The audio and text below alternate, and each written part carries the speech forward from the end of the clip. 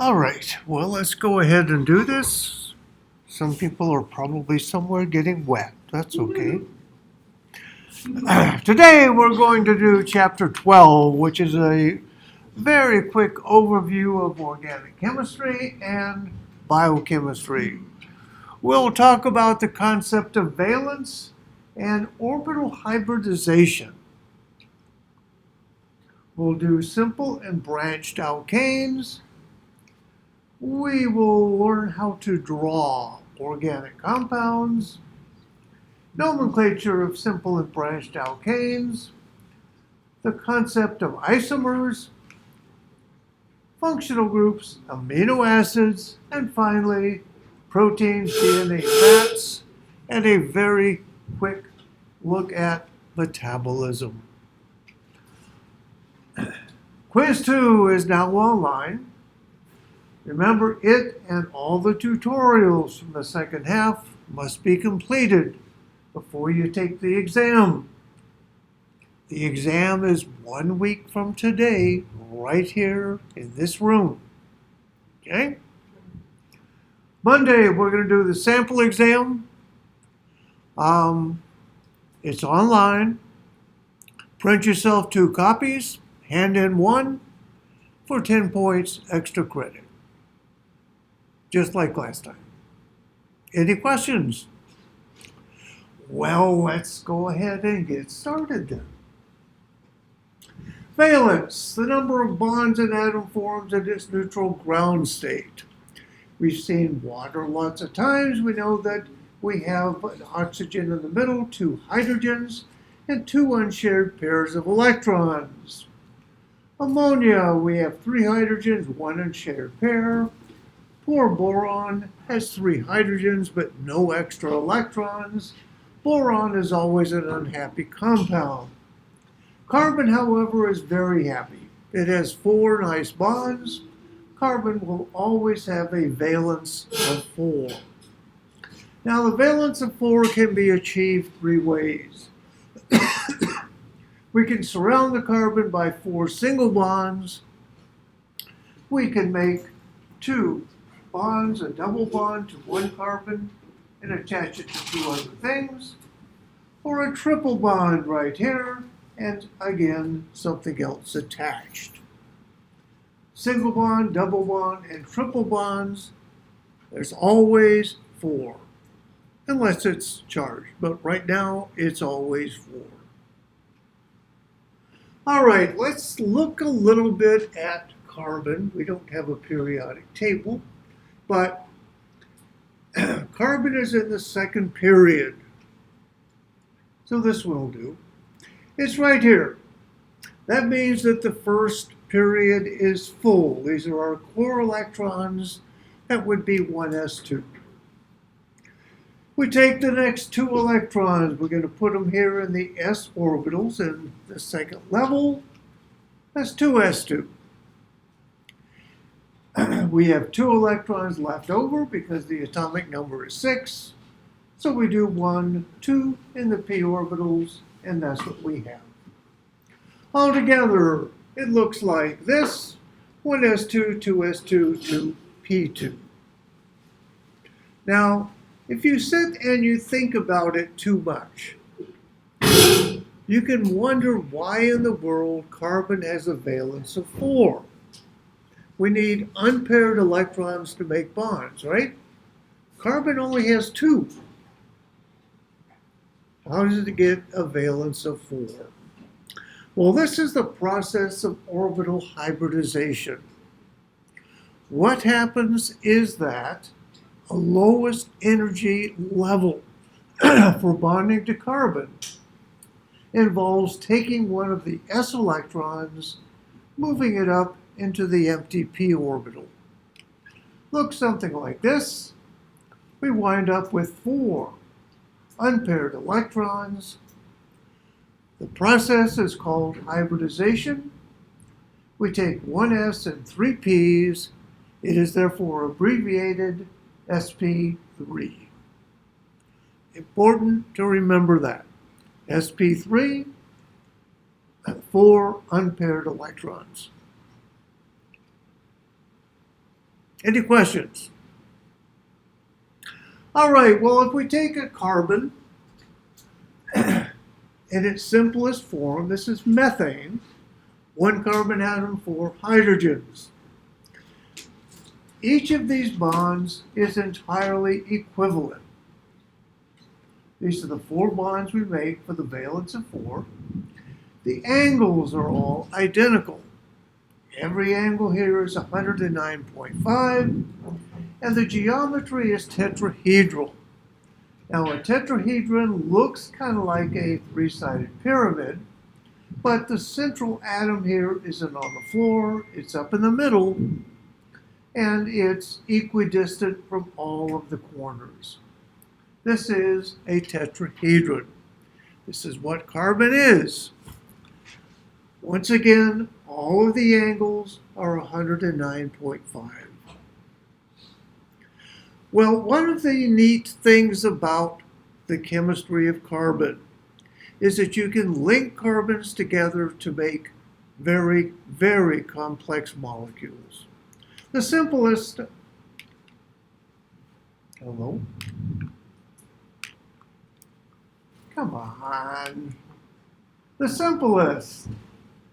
We just took three carbons, linked them together, and we make a compound that we will define as being part of the functional group called alkanes. Now, what's a functional group? All compounds in a given functional group will share inherent reactivity characteristics. So all alkanes will undergo very similar reactions. This is the thing that makes organic chemistry doable, because there are literally billions of organic compounds. If everyone did its own thing, it would be impossible to predict what was going to happen. But functional group chemistry allows us to do that. Now, each of these carbons in this link is actually tetrahedral. That means that these bond angles aren't 180 like I've drawn them. They are, in fact, more or less like this. Goes up and goes down. This angle is 109. Every angle in this molecule is 109.5 degrees. In addition to just stringing carbons together, you can also take a carbon and attach another carbon to it. That makes it what's called a branched chain alkane. Again, we have 1, 2, 3, 4, 5 carbons now, but everything is tetrahedral, and this guy actually looks something like this. Zigzag goes up, down, up, and this ticks off at 109 degrees.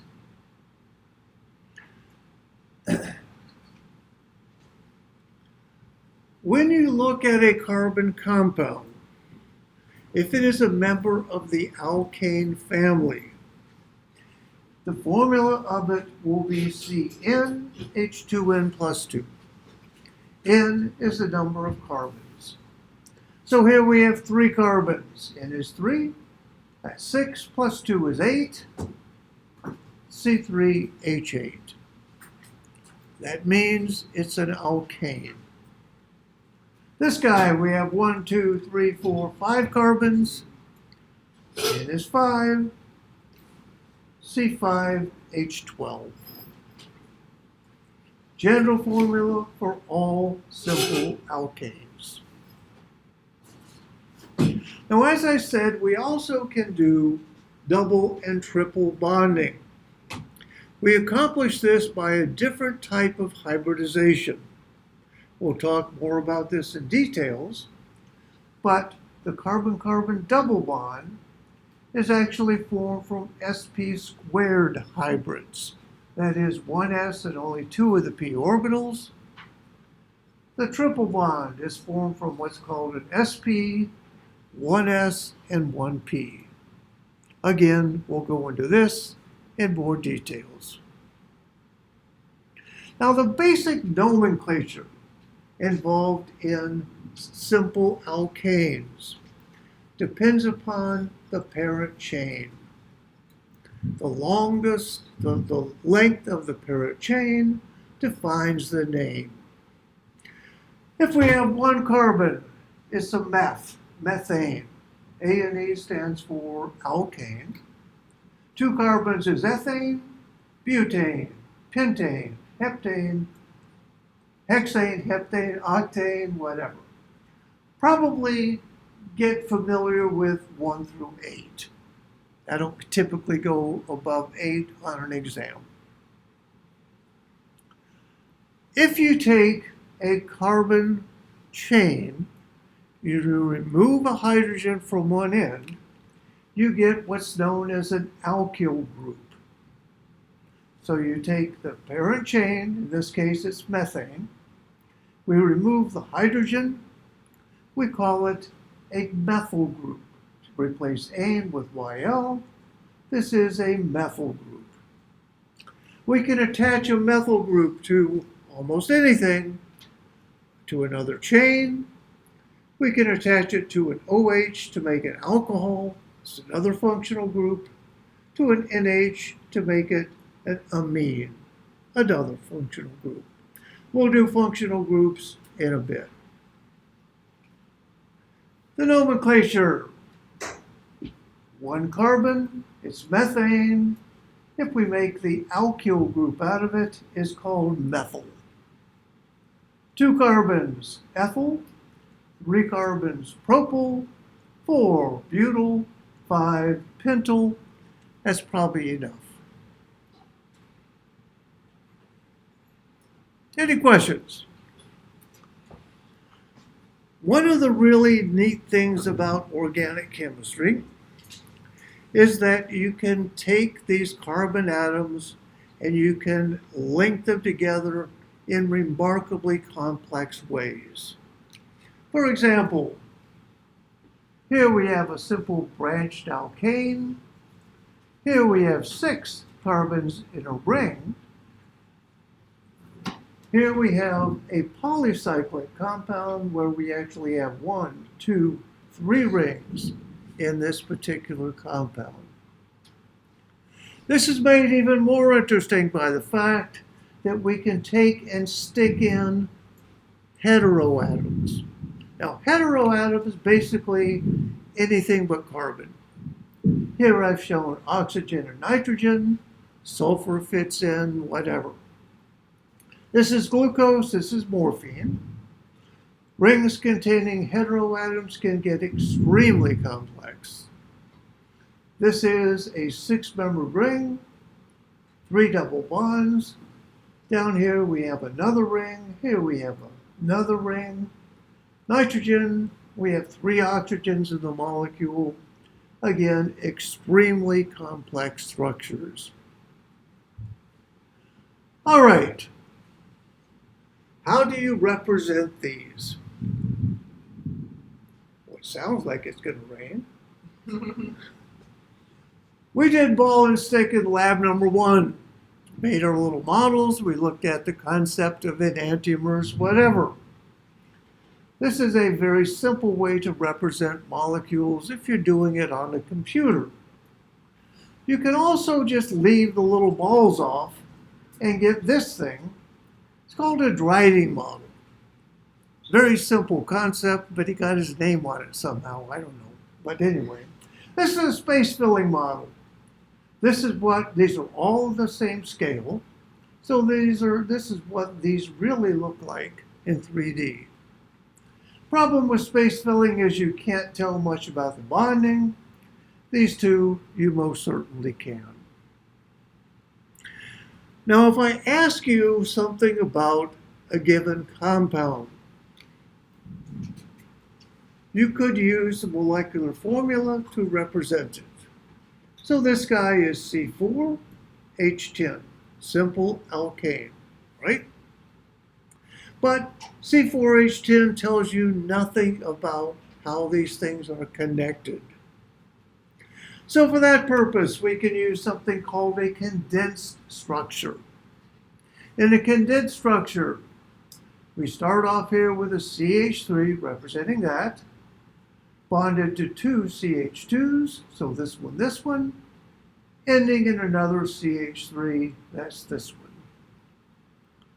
If you have branches coming off, you show the branch in parenthesis next to the carbon they're attached to. We'll see examples of that in a bit. Gnid structures do a lot. They're much better at telling you what you have, but there are still other ways. These are somewhat of a pain to write. Speaking of pains to write, this is called a Kekulé structure. In a Kekulé structure, you draw all the bonds, all the carbons, all the hydrogens, etc.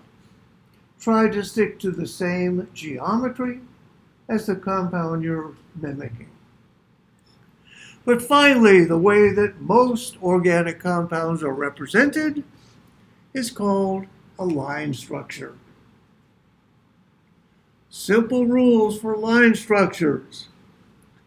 Anytime you have a vertex, this thing right here, you're talking about a CH2. CH2 attached to another CH2. A methyl group is shown as a truncated line going up. This is the carbon. You simply assume that this has the proper number of hydrogens. So this is a methyl group, CH2, CH2, and a methyl. Now, you will see line structures represented exactly like this. This is a pure line structure. But often textbook authors worry that students don't quite get it, don't quite get that this really is a methyl group and so is this. So quite often you will see line structures doctored up a little bit. That is, you take this, and you put in the methyl groups, the CH3s. This makes it much clearer.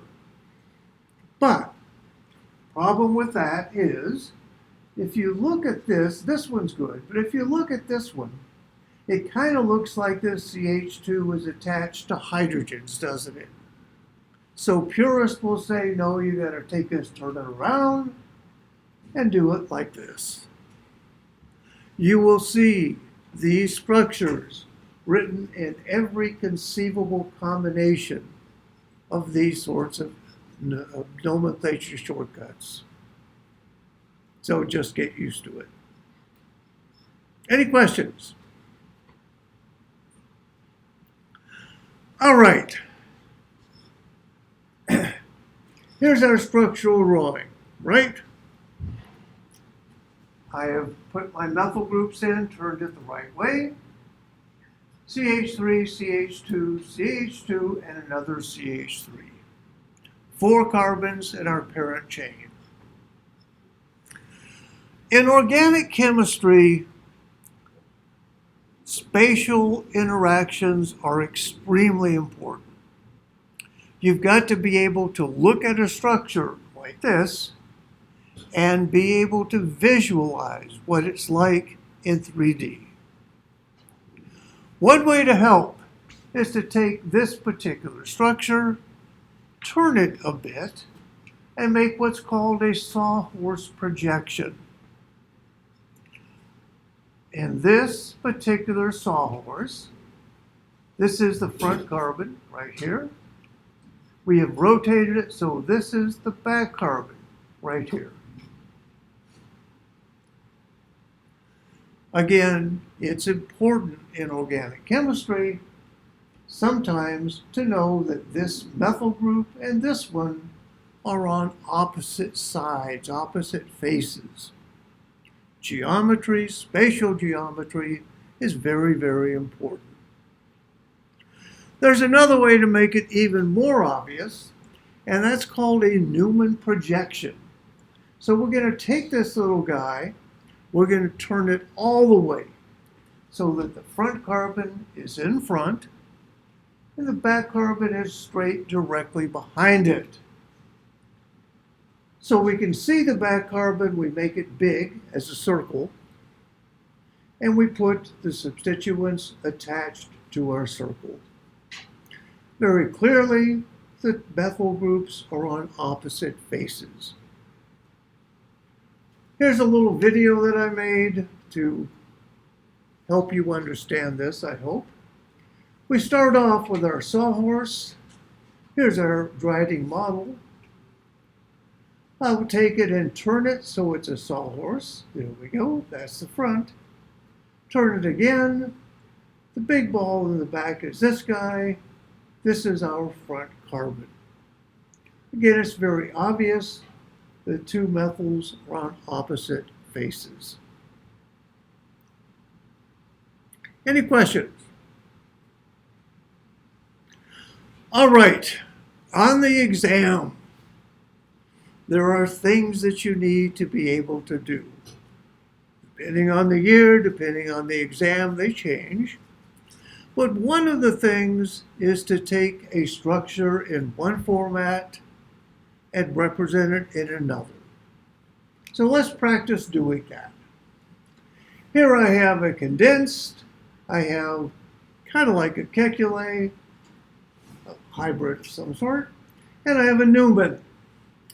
Let's draw all of these as simple line drawings. Okay, we can do this. Step one, let's start with our condensed structure. We start with a methyl group. Here we have two methyls in parentheses. That tells us that they're both attached to this carbon.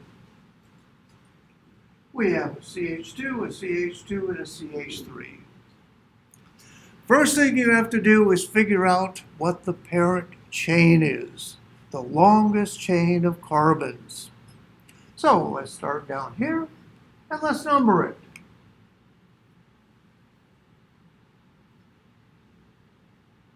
We have 5 carbons in our parent chain. So to make this a line drawing, what you want to do is do a zigzag here with 5 carbons in your zigzag. Take a moment and try it. 5 carbons. Remember, the start and the end count as carbons. You should get something that looks like this. 1, 2, 3, 4, 5 carbons. All right. This is carbon 1. Carbon 2 has 2 methyl groups attached. We remember that a methyl group is just a line heading up and stopping. So on carbon 2, we need 2 methyl groups. 1, 2. That's it. This and this are the same compound.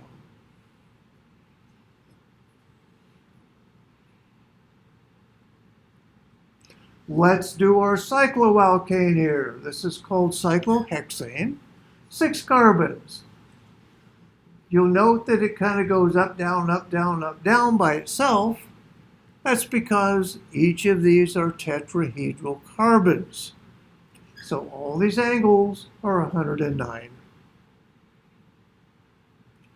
The simplest way to do it is to get your artistic skills up, because prettiness counts when you draw organic structures. You want it to be beautiful. Start here. You're going to go down, up, down, up, down, up.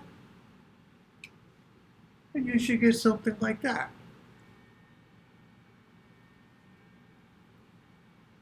Now, to prove that organic chemists are real people, this has a name. It's called the chair structure.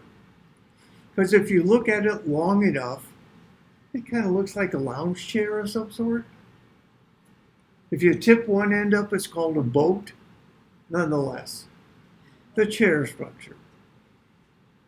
You could also represent this a different way unless you're asked to do it this way, and that is as a perfect hexagon.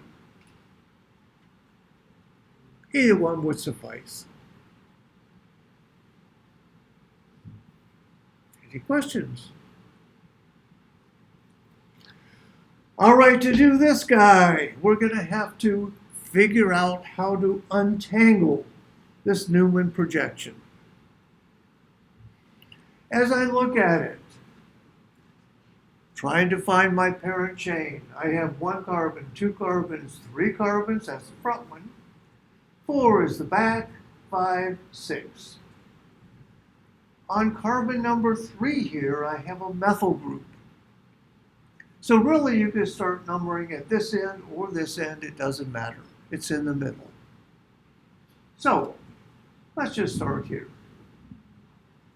Carbon 3 is the front, carbon 4 is the back, and this is 5 and 6. So first thing to do here is to draw a zigzag with 6 carbons. We'll go ahead and do that. Up, down, up, down, up, down.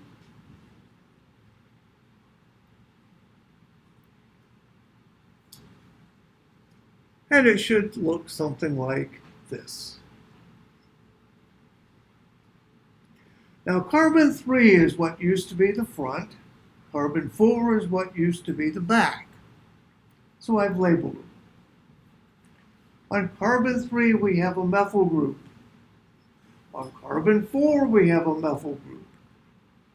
So we need a methyl here and one here. We can convert this into a line drawing just by putting in our 2 methyls, something like this. That works.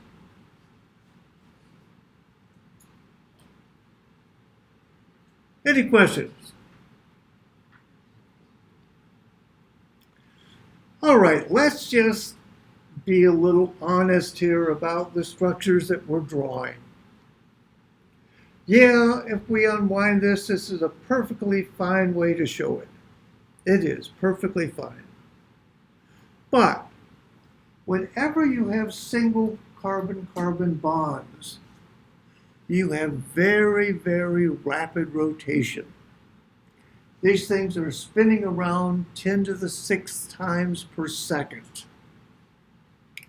So, if we had drawn this as a compound, we must realize that in fact all of these single bonds are spinning like mad.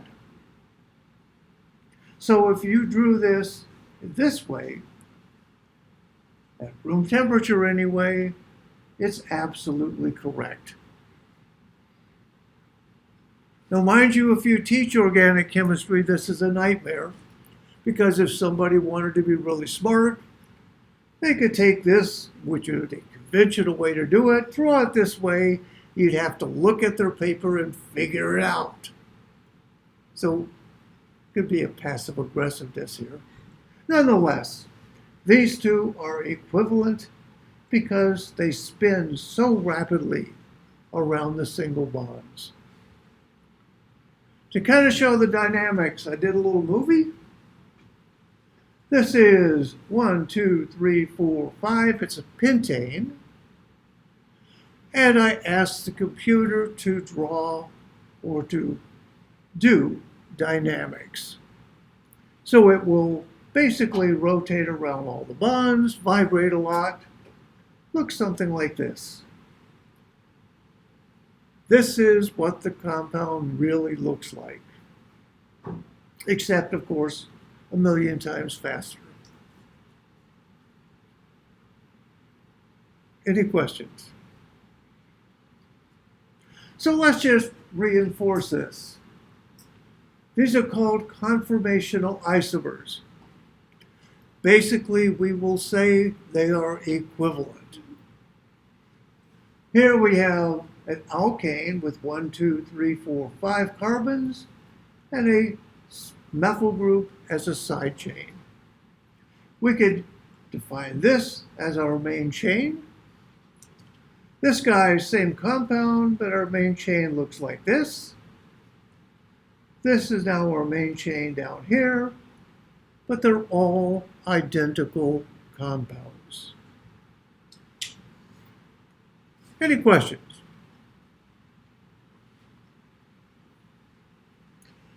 All right, well, let's go ahead and talk about the nomenclature for simple and branched alkanes. If I give you a compound and ask you to name it, how do you do that? That's one of the skills that you will take away today. First thing you want to do is look at the compound you're given and identify the longest continuous chain of carbon atoms. For this guy, the longest chain, if we did horizontal, we would do 1, 2, 3, 4, 5. But if we started up here, we do 1, 2, 3, 4, 5, 6. The longest chain is therefore this guy. 6 carbons, it's a hexane. Over here, we could do 1, 2, 3, 4, 5, 6. Or we could start up here, do 1, 2, 3, 4, 5, 6, 7. 7 wins, it's a heptane. So step 1, you find the longest continuous chain. That gives you the parent. Step 2, we're going to look at our longest chain, and we have to number this. We could start at one end or the other, but if there's a difference, you have to start closest to the first substituent, the first thing that's attached to the parent. So, if I look at this, I could do 1, 2, 3, 4, 5, 6, 7, something like that. Be a heptane. Or I could do 1, 2, 3, 4, 5, 6, 7. Exactly the same molecule. It's still a heptane. Let's take the simple one where we go sideways. All right. If we had this as carbon number 1, our first substituent would be in carbon 2. If we let this guy be 1, we would be 2, 3. Our first substituent would be in 4. So 2 wins. This will be carbon 1, and we go down to carbon 7. So if you start at the end, closest to the first substituent. Rule number 3. You're going to name these as simple alkyl groups, methyl, ethyl, propyl, whatever. We're going to write the name as a single word. We're going to use hyphens to separate prefixes and numbers to show positions. So this is how it works. We look here at carbon number 2. We have a methyl group on carbon 2. Next, we go over here. At carbon number 4, we have a 3-carbon unit. That's propyl. So we have a propyl group on carbon 4. Next, we look at the end. This is carbon 7, so it's a heptane. So putting our name together, we will do this alphabetically. Methyl comes first. It's a 2-methyl. Next, we have a 4-propyl. We'll put a dash in between. And finally, it's a heptane. That's our parent. 2-methyl 4-propyl heptane.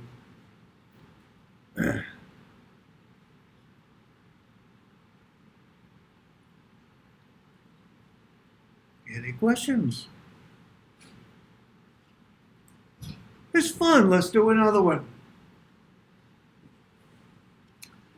All right, we need to find our longest chain. 1, 2, 3, 4, 5, 6, 7. 1, 2, 3, 4, 5, 6, 7, 8. The longest chain looks like this. This carbon is closest to the first substituent, so that'll be number 1.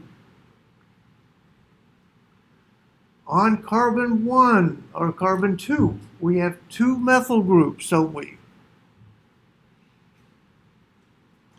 On carbon 6 here, we have a 3rd methyl group. On carbon 4, in the middle, we have a 2-carbon unit. That's an ethyl group. And finally, it's an octane. So, let's put this together alphabetically. The ethyl group is going to win alphabetically, so we would start with 4-ethyl. Now we have 3 total methyl groups, don't we? 2 of them are on carbon 2 and 1 is on 6. It's going to make it a trimethyl. So we will do 2, 2, 6, trimethyl. And finally, it's an octane. And our name is 4-ethyl 2,2,6-trimethyl octane. All one word.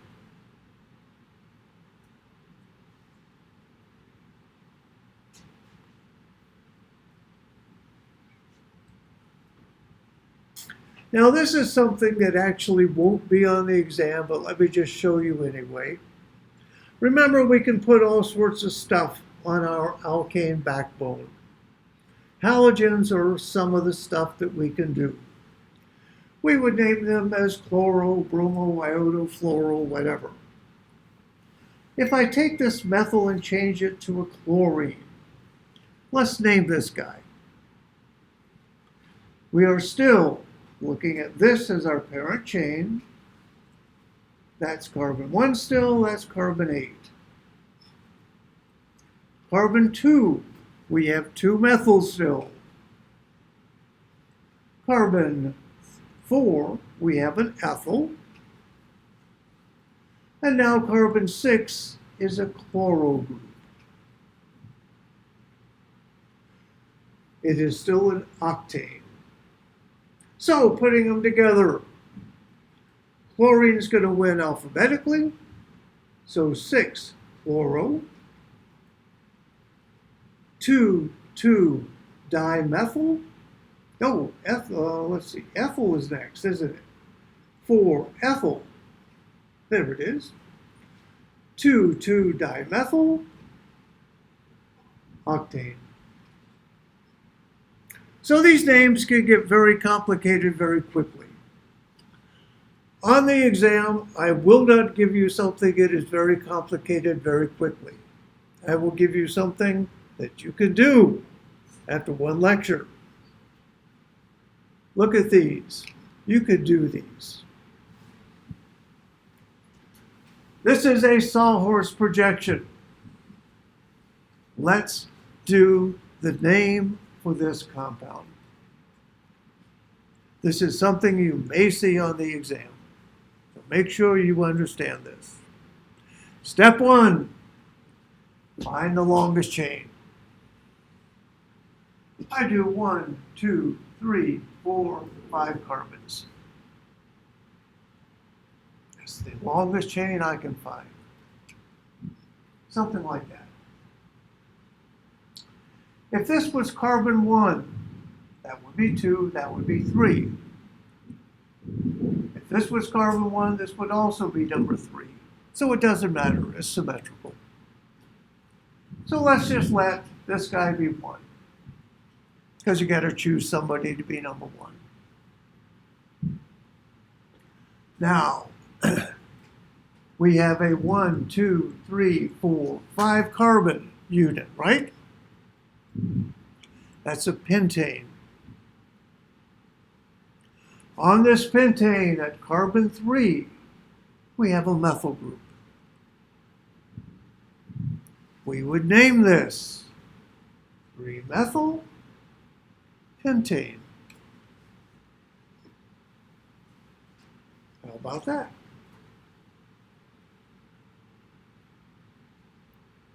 Let's do this guy. We can start with any one of these as carbon 1, doesn't matter. We would do something like 1, 2, 3, 4, so it's a butane. Our parent chain is going to look like that. This would be carbon 1 because it's right next to our 2 methyl groups. So here we are at 1. Carbon 2, we have 2 methyls. That's a dimethyl. So this would be 2, 2, dimethyl, 1, 2, 3, 4, butane.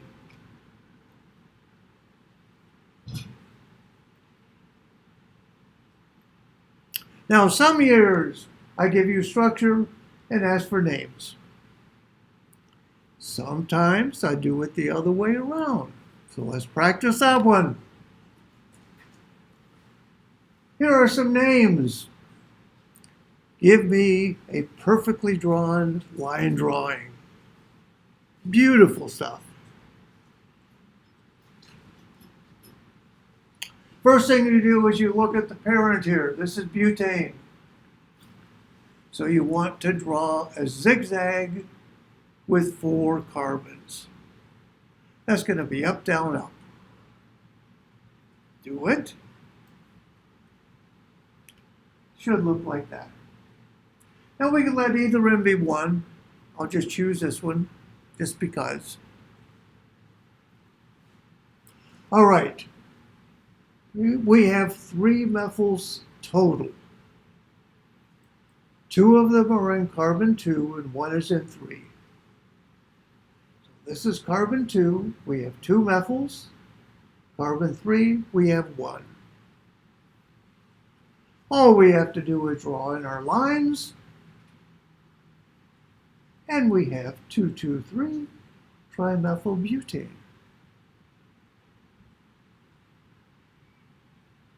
Isn't that fun? Let's do this guy. You see, it's a hexane. That's 6 carbons. First thing you want to do is up, down, up, down, up, down. Draw your hexane backbone. You should get something like that.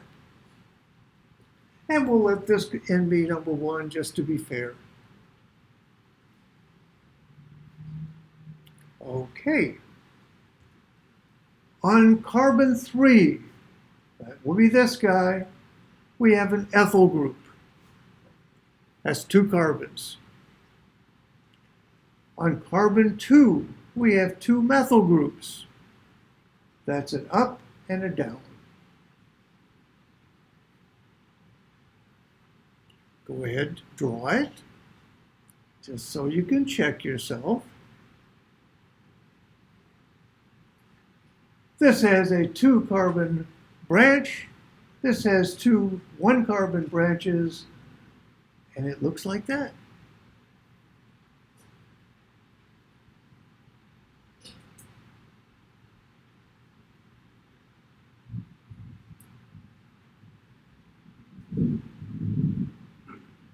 Our last one here is an octane. So you want to come up with 8 carbons as a zigzag. Yeah. So for that second one, for the ethyl, does it matter if you go up or down? Doesn't matter. You know, if it's at the top, up just looks better. But it doesn't matter really. Remember, you're looking for pretty here. For like where this 2 is, can you do one straight line, or does it have to be like out like that? You could do them as long as you have 2 straight lines. It doesn't really matter. You could do one down, one up, like we did up here, or whatever. Doesn't really matter. All right, octane, you want 8 carbons in a row. That's what you get. Again, we'll make this number 1. Now on this one, we're going to have 6 methyl groups. And they will be at carbons 2, 3, 4, 5, 6, and 7. Carbon 2, 3, 4, 5, 6, and 7. Each of them get a single line like that, and it should look something like this.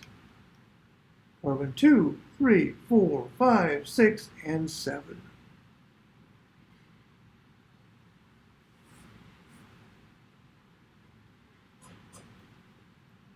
Any questions? Let me just go back and refresh what I said about conformational isomers. Remember we looked at this slide. I said this and this were the same thing because the rotation is very fast, 10 to the 6 times per second. I will be honest, they're not the same. One of the things you need to understand in organic chemistry is the size of these substituents. These carbon chains are significantly large in 3D space. Here we have it stretched out as far apart as it could be. That's low energy. Here we have these guys crowded together, both going down in the same space. That's high energy. If we took this molecule, we took it down close to absolute zero, it would all be in that state. We can look at an example here. This is ethane, 2 carbons, 2 main forms for our structure. Eclipsed and staggered. Eclipsed, the hydrogens line up on all sides. These are big enough that they interact with each other. Staggered, we put the hydrogen in between the other 2. Lower energy, less interference. Here it is in a model going round and round. You can see as the hydrogens come down, see the little fuzzy interactions? They're bumping into each other. We can actually calculate the energy involved here. As this rotation occurs, energy levels go up and down in the molecule, differing by about 12 kilojoules per mole. The eclipsed are higher energy, the staggered are lower energy. Again, if we took it down to absolute zero, it would all be staggered, lowest energy. These are conformational isomers. There's another type of isomerism called constitutional isomers. In a constitutional isomer, you have the same number and types of atoms, but they're arranged differently. If we look at these 2 guys, this is 1, 2, 3, 4, 5, 6, 7 carbons. C7, H16. This guy has 1, 2, 3, 4, 5, 6, 7 carbons. C7, H16. This is our longest chain here. This is our longest chain here. They are clearly different compounds. Same numbers and types, but they're different. Referred to as constitutional isomers. Now, when you teach organic, there are things that you do on the first exam where you do constitutional isomers. One of these is a question like this. You give a formula and you ask for all of the isomers you can imagine having a formula C3H8. Let's do that. Well, this is an alkane, isn't it? N is 3, so we have 8 hydrogens. It's a simple alkane. How many alkanes can you draw with 3 carbons? Think about it. 1. That's it. 1. Up, down. All right, let's make it a little more interesting. Let's go to C3H6. Now we're not an alkane anymore. We lost 2 hydrogens. That means we either have to have a ring or a double bond. So how can we do C3H6 with a ring and or a double bond? Well, you can do one of each. Yep, this is a real compound. It's a triangle. The angles here are 60 degrees instead of 109. That makes this a really high energy molecule. Put lots of energy into closing it up. It's used as a rocket fuel because when you burn it, it opens and releases all this strain energy it has. So it's a real high-yielding hydrocarbon.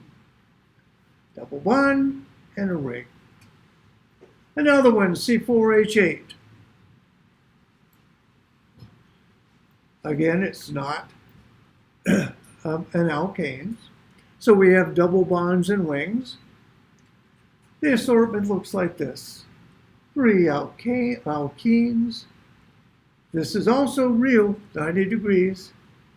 And another substitute is cyclopropane. But of course, the one that's on the exam always is this guy. Very simple compound, except I stuck in 2 oxygens. Remember, the oxygens can be in the middle. They can be on the ends, 1 on 1, whatever. What's it look like? Well, here's part of them.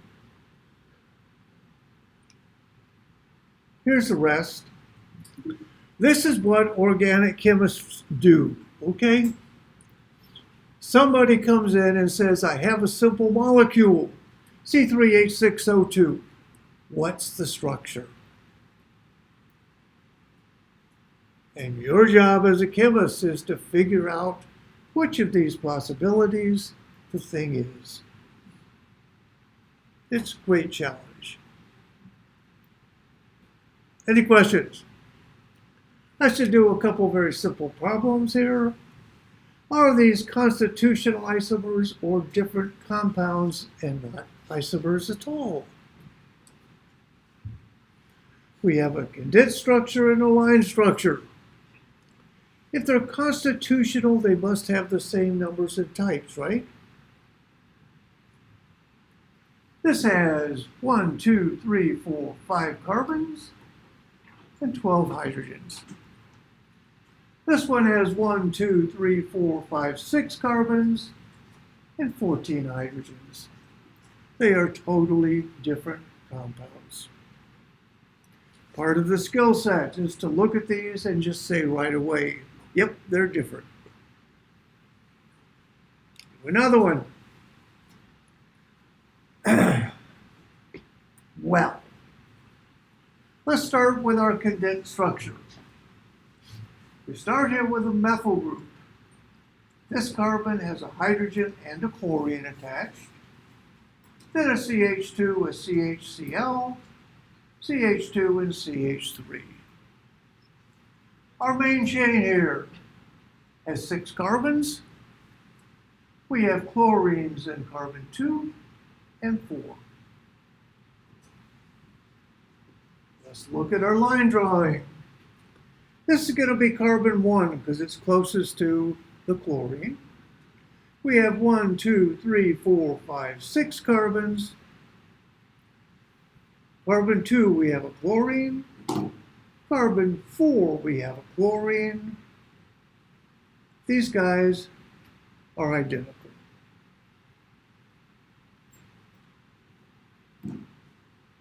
Any questions? Well, we talked about hybridization to make double and triple bonds. I'd like to take just a second and go through this phenomena. To make a double bond, what we're going to do is to take the orbitals. Instead of taking 1s and 3 p's, we're going to take 1s and 2 of the p's. Combine them to make a structure. So here's what we're working with. The s orbital and 2 p's. 3 orbitals, 3 bonds on each carbon. Our carbon skeleton would look like this. It's flat, 120-degree bond angles all the way around. But we've only used 2 of our p's, haven't we? Each of these has a separate p orbital as well. Which means that if we put our p orbitals on, this carbon and this one, we'd get this. Now, orbitals have a tendency to share electrons with one another. If you line them up perfectly like this, this will be shared to make, if you will, half a bond. This can be shared to make half a bond, and we wind up with hot dog buns. And in the middle is our carbon skeleton. It's a hot dog bun. Each of these counts for half a bond, so we have 1 in our structure and a total of another one for our pi bond, called a pi cloud because it's from p orbital. We overlap them and that wasn't me. We overlap them and we make our double bond. One bond is real for the structure, and the other is this pi bond. If you look at the electrostatic potential map for an alkene, here, right where this big cloud of electrons is, you have a huge amount of electron density. This defines the reactivity of all alkenes. There's also something else neat that happens. In order to make our pi bond, these have to be aligned perfectly. Okay? If I take this and I rotate it, they would not be aligned anymore, would they? So that doesn't happen unless you put lots of energy into it. That gives us another type of isomer to talk about. These are stereoisomers. Same numbers and types, same functional groups, they're just arranged differently in space. Here we have 2 methyl groups on opposite sides of our bond. Here we have 2 methyl groups on the same side. This is high energy, that's much lower energy because they don't bump into each other. Now this is particularly interesting if you happen to have vision, because this reflects the chemistry of vision. The back of our eye, on our retina, we have a protein that binds 11 cis retin al. Here's our cis double bond right here. It fits there in the protein. When a photon of light comes and hits the double bond, it excites the electrons. This rotates, goes from the high energy state to the low energy trans version. The protein that's holding it detects the change in conformation, sends a signal to your brain that says, I just saw a photon. That's how vision works. Simple cis-trans isomerization. Again, these are called stereoisomers. They just differ in how things are arranged in space. Let's quickly do SP centers. I'm going to use 1s and 1p. Combine them, we make a linear structure. We have leftover p orbitals on each carbon. If we put those in, here's our py and pz I've shown, we would get this. These would overlap, so with these, so with these, so with these, you'd wind up with a double hot dog bun. Add it all together, we have one real bond from the structure, one from this guy, and one from the other. If you look at the electrostatic potential, huge belt of electrons around the middle.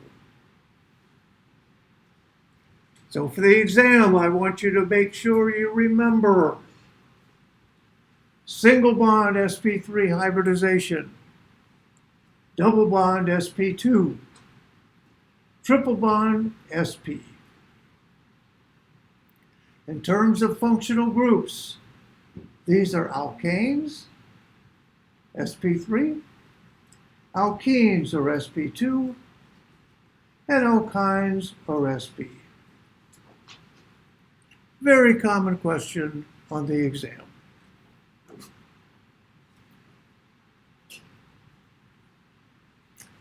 Yeah. For the exam, are we allowed to have a... Yep, 3x5 card. You can actually also bring the one from the first exam if you need to. So, but you threw it away, right? I said I'm gonna need it. Shoot. All right. Let's talk about functional groups. As I alluded to earlier, functional groups are what make organic chemistry doable. There are billions of organic molecules. If they all reacted any way they wanted to, you could never do organic. The fact that all compounds with an alkene functional group in them react the same is what makes this, again, doable. Doesn't really matter what's attached to the double bond. Anything with a double bond will do the same thing. We can take an alkane, add an OH, make an alcohol. All alcohols have very similar reactivity. We put the oxygen in the middle. These are ethers. All ethers have very similar activity. For example, if you take an alkene, it doesn't matter really what's attached, and you add bromine, you form a 1,2-dibromide. Not only that, but for all alkenes, the bromines go on opposite sides of the molecule. Now, one of the great parts of organic chemistry is figuring out why these things happen this way. This is a simple way. This is a 5-membered ring with a double bond. This represents bromine. Remember we saw the electrostatic potential map? There are lots of electrons right there, right? Lots of them. They can reach out and attack the bromine. Splits to make bromide.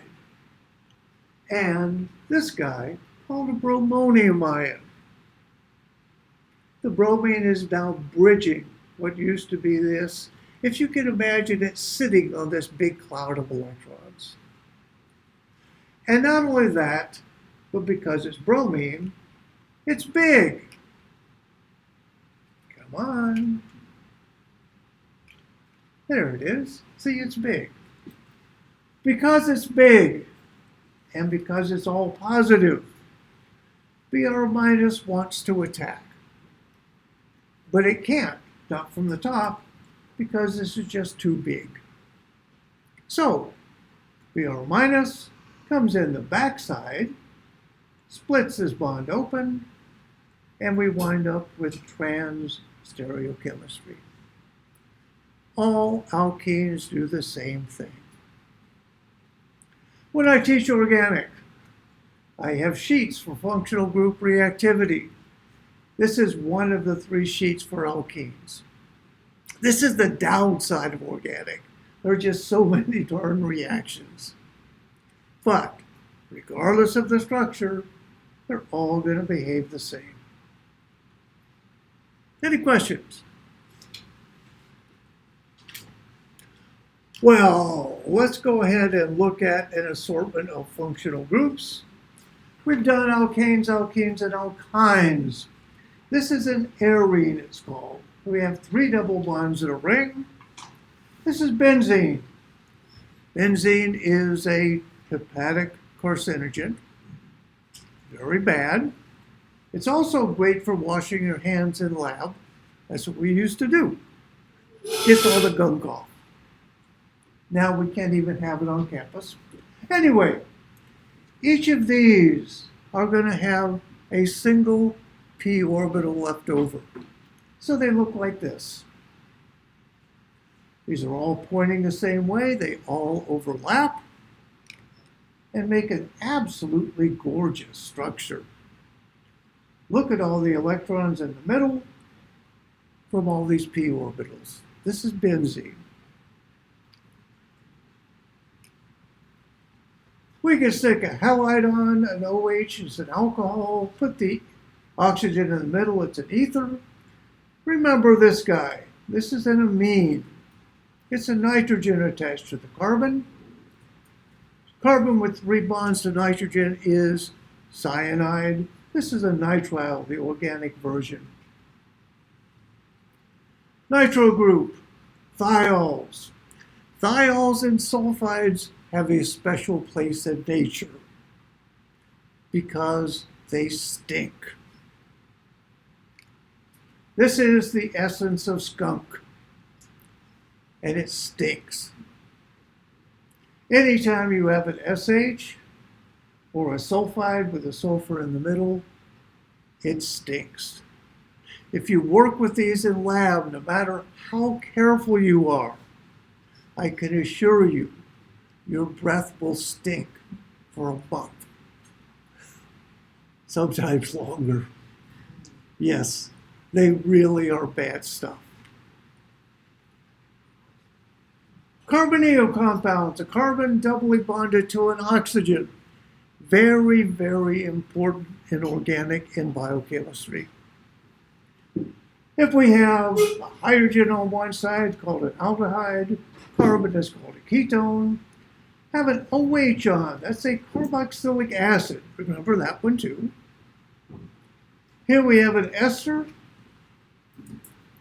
This is also very important. A carbonyl with a nitrogen attached is an amide. Acid halide, acid anhydride, whatever. The carbonyl is such an important unit because, we know this now, oxygen is more electronegative than carbon, and it will suck the electrons up through this double bond, making the carbon end very positive. Very positive, which means that things with electrons come in and attack the carbon. That's the essence of chemistry in biochemistry. Now I said, remember, amines, acids, and amides. That's because that's how you make an amino acid. These are the amino acids. Here's the amino group. Here's a carboxylic acid. They're attached to the same carbon. And this thing dangling down is called a side chain. These guys are positive. These guys are negative. But because they're charged, they're very soluble in water. That's important. We have another set. These are polar at the bottom. Not charged, but they're polar, so they're also water soluble. These are the strange guys. We have an SH, selenium, just a hydrogen. We have an imidazole ring here, that's for proline. And these guys, all of these side chains are hydrophobic. They're not water soluble. The water solubility is important because we're going to make proteins out of amino acids. The proteins are going to fold into a given shape so that the hydrophobics are all on the inside and the water-soluble ones are on the outside. How do we make an amino acid or a protein? Well, let's just do a peptide. These are two amino acids. What we're going to do is take the nitrogen of one and attack the carbonyl of the other. We will lose water. Something like this. When this happens, we make an amide and release water. Now, this still has a carboxylic acid and an amine, doesn't it? So you could do it again, and again, and again, and again. If it's short, we call it a peptide. If you keep going on and on and on, we call it a protein.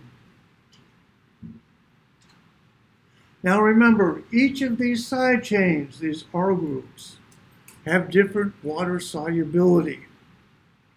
As this thing starts to form, it will fold up. Depending on the sequence, they all fold up the same way. An example, this is the enzyme lysozyme. The little ribbon here is just following the amide backbone. If you look at this thing as it goes, see the spirals? Those are alpha helices. That little purple spiral is called a beta helix. And the yellow thing is a beta sheet.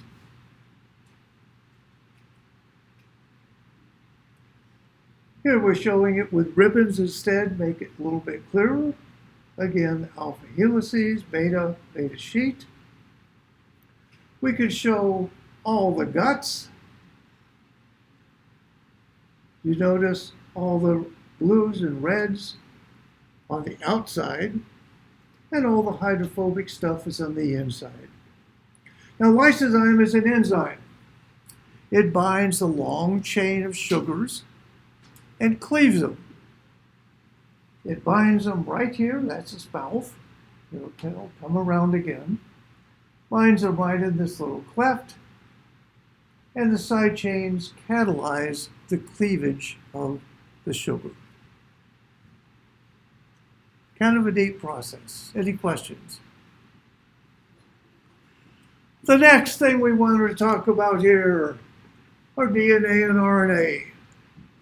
We've talked a lot about glucose. This is ribose. Five carbons instead of, or 5-member ring instead of a 6-member ring, but still a sugar. Ribose has an OH at this position. Deoxyribose has a hydrogen. That's the difference in the backbone between RNA for ribose, DNA for deoxyribose. These guys are now attached to bases, they're called. These are purine bases, adenine and guanine. These are both deoxy, so this is for DNA. RNA is the same thing. Another type, we only have one ring. These are called pyrimidines. Again, these are both for DNA. There is one difference between RNA and DNA. That is, RNA doesn't have thymine. It has uracil. So it's a slightly different structure. But again, uracil replaces thymine. The stabilization. We know all about hydrogen bonding now, don't we? This is the two base pairs, G and C. Here we have a carbonyl, we have an NH, hydrogen bond. We have an NH and a nitrogen. Another hydrogen bond, carbonyl NH, a third hydrogen bond. The hydrogen bonds are what allow the bases to recognize each other. In the DNA structure, we have 2 bonds for an AT pair, 3 bonds for a GC pair. This is the outside, which is ribose phosphate, whatever, on both sides. And it looks something like this. This is our ribose phosphate backbone. You see how the base pairs pair up. Again, held by hydrogen bonding. If you go to a full space filling, easy to see the outside, very water soluble. The bases themselves are actually water insoluble, which drives the formation. As a ball and stick, you can see it better. Here you can see the bases binding up. And here's our outside core. DNA and RNA, held together by hydrogen bonding. Any questions? Well, let's do our last biomolecule here, and that's fat. This is an example of a free fatty acid. You'll note, now you know, this is a cis double bond in here, isn't it? All double bonds in naturally occurring fatty acids are cis. Your body can eat this for lunch. It's just happy with that. But if the geometry here was trans, your body don't touch it. Trans fats are bad because they're not digestible. Only the cis isomer. If we take 3 fatty acids, hook them together with a glycerol, we get what's called a triglyceride. 3 fatty acids, they can be any size, any shape. This is lovingly called fat. Okay. The third type, very important. It occurs in the cell wall of every living thing. And that's called a phospholipid. Here we have 2 fatty acids. These are very water insoluble.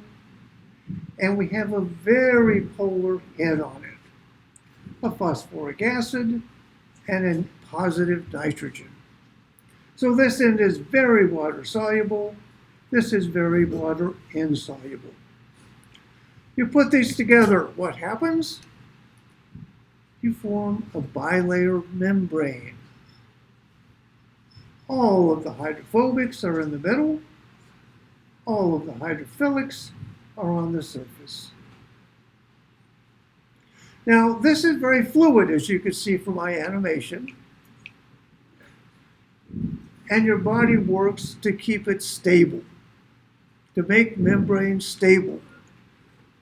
You can embed proteins, that's one way. The other thing that you embed to make it stable is this guy. This is cholesterol, the molecule everybody loves to hate. Cholesterol, however, has gotten a bad rap. Every cell in your body knows how to make cholesterol from scratch, and it does. The cholesterol that you eat basically just runs through you. Very little of dietary cholesterol winds up in membranes. This stuff, if you look at it, that's kind of like a paddle, isn't it? It embeds itself in this bilayer and makes it rigid. Stabilizes the shape. Unfortunately, cholesterol, of course, has a very bad reputation because it is found in arterial plaques. Now, to be honest, this isn't cholesterol's fault. Cholesterol is carried through the bloodstream inside a carrier protein because it's not water soluble. The carrier protein can become oxidized because oxygen is a very bad thing. So it can become oxidized. When that happens, they tend to clump up and form this. That's why you take antioxidants. Antioxidants help prevent this from happening. So, yes, there's cholesterol here, but it's not really its fault. It's an oxidation problem. Nonetheless, it has a terrible reputation. In the 50s, we had a president named Eisenhower. Everybody liked him. Nice guy. Unfortunately, he had a heart attack while he was in office. He was whisked off to Walter Reed Hospital. Now, in those days, they didn't have things like open heart surgery. You couldn't do that. So they just did their best. They took a little sample of a blood vessel, and they found it looked like this. It was full of fat. So they said, well, gee whiz, you're going to go on a diet now. No fat, nothing with cholesterol, no bacon and eggs. Well, he didn't like that very much, but he did it. He died anyway. But the fact that everybody told him that the reason he had this clogged arteries was his fatty diet pushed the entire country into a low-fat diet craze with no scientific evidence. Just somebody's hunch. You are what you eat fat, that happens. So, what do you eat? According to them, you ate high carbohydrate, low fat. Yep. Lots of carbohydrates, no fat. And you know what happened? Everybody started getting fat.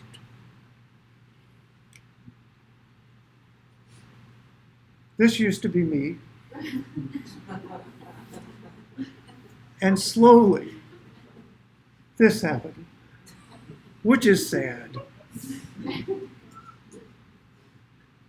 Yes, the Western world got fat because we were eating low-fat, high carbohydrate. What was happening was the carbohydrate, if they'd only known metabolism, the people that designed the rule, carbohydrate is converted to acetyl-CoA.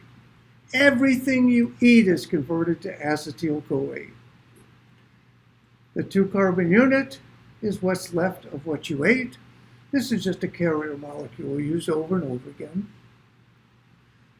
But this can be converted into anything. You take acetyl-CoA, you can make fat, you can make sugar, you can make protein, you can make lipids, you can make anything from it. The body's very good. There's a difference, however, in the rates at which things are processed into acetyl-CoA. Simple sugars, starch, pasta, bread. Soon as it hits your stomach, it's a sugar. And it is metabolized quickly to acetyl-CoA, very quickly. Fats and oils, beta oxidation. It happens, but it's slower. Proteins, very slow. Interestingly, alcohol, your body recognizes it as a toxin, so it does it first. It can wind up as acetyl-CoA, but that is very, very, very slow. Usually you pee it out beforehand. So, if you eat sugars with fat, you metabolize this. This is stored. Which brings us to this. Here we have 2 snacks, chips and a Coke, right? What happens if you eat this? Chips are starch soaked in fat. What happens is the carbohydrate, the starch, is metabolized quickly. The fat just kind of sits there. Your body says, what am I going to do with this? So it stores it, usually on your stomach or your hips.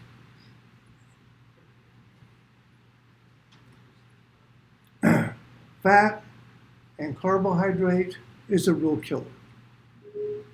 Sugar water doesn't help. If, however, you eat my luscious steak here, this is fat and protein. So what's metabolized first? The fat. The protein is metabolized very slowly, but the fat is all chewed up.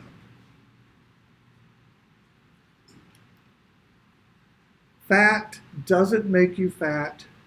Fat plus carbohydrate does. Chips are a real killer. Any question? All right, we're done with lecture by George. Quiz 2 is online. Remember, it and the tutorials have to be done before exam number 2. Monday we do the sample exam. Wednesday we're right back here for the real exam. Here's our list of tutorials.